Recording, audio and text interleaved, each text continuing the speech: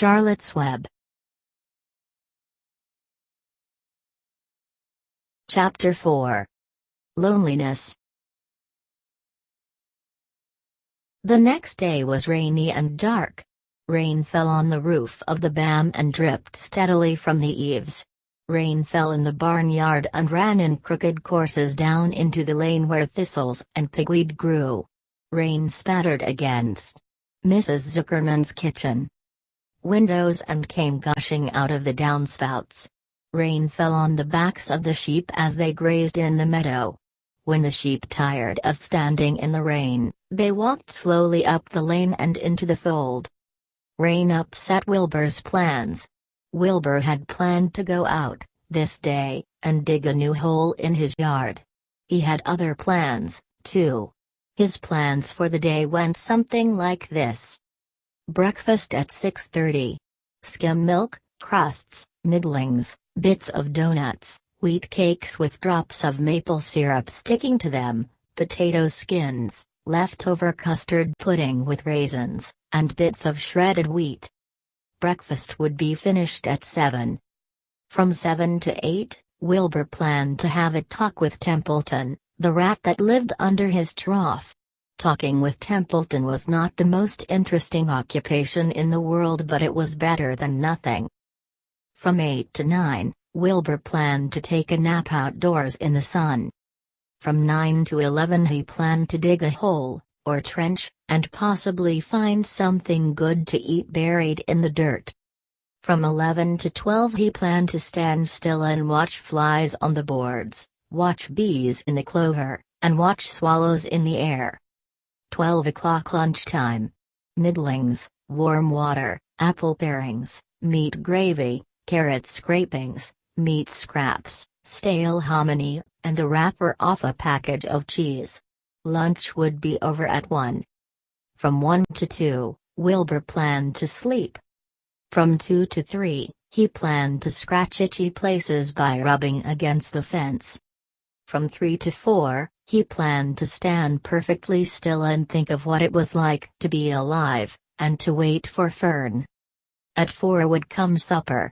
Skim milk, provender, leftover sandwich from Lurvy's lunchbox, prune skins, a morsel of this, a bit of that, fried potatoes, marmalade drippings, a little more of this, a little more of that, a piece of baked apple, a scrap of upside-down cake.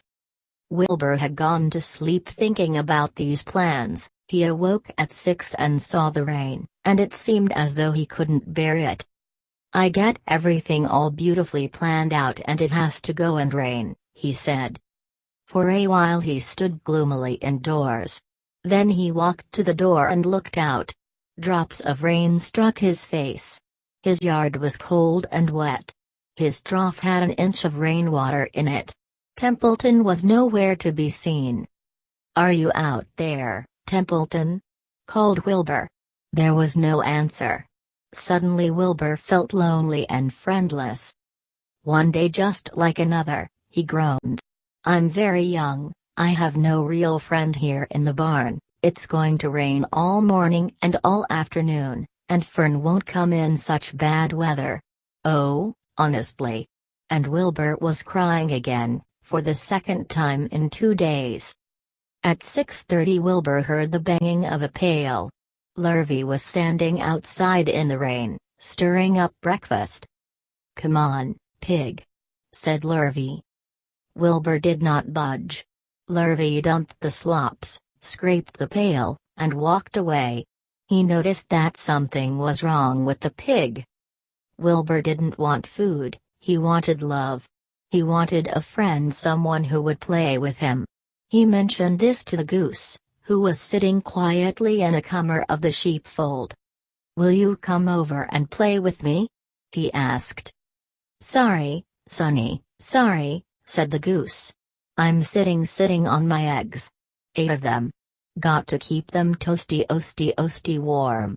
I have to stay right here, I'm no flibberty-berty gibbet. I do not play when there are eggs to hatch. I'm expecting goslings."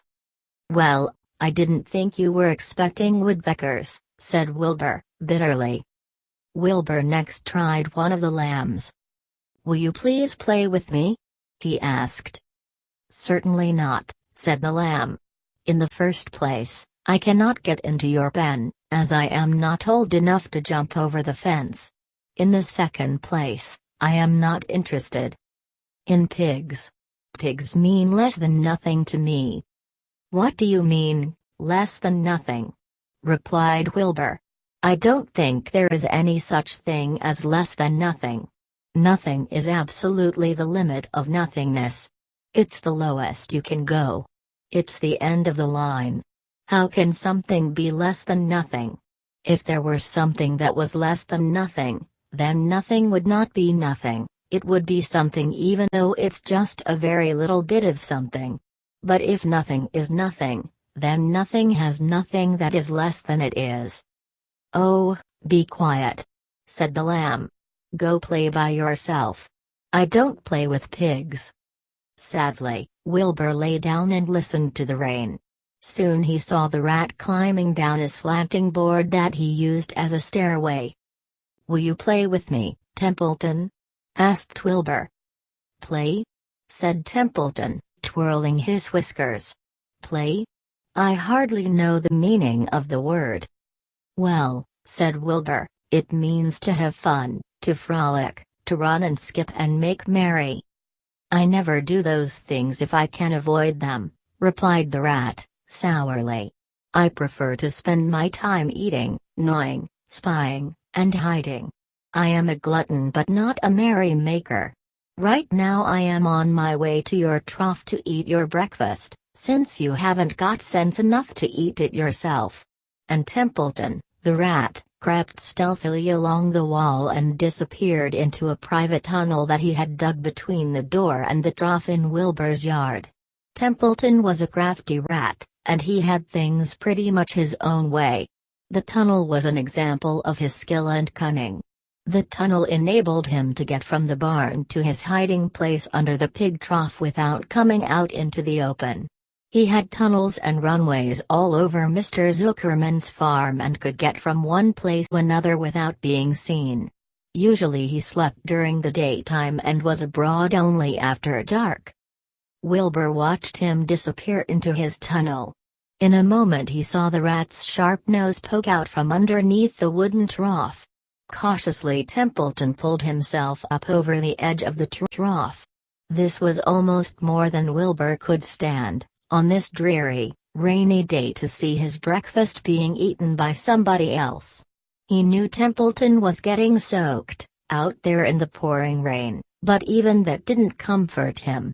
Friendless, dejected, and hungry, he threw himself down in the manure and sobbed.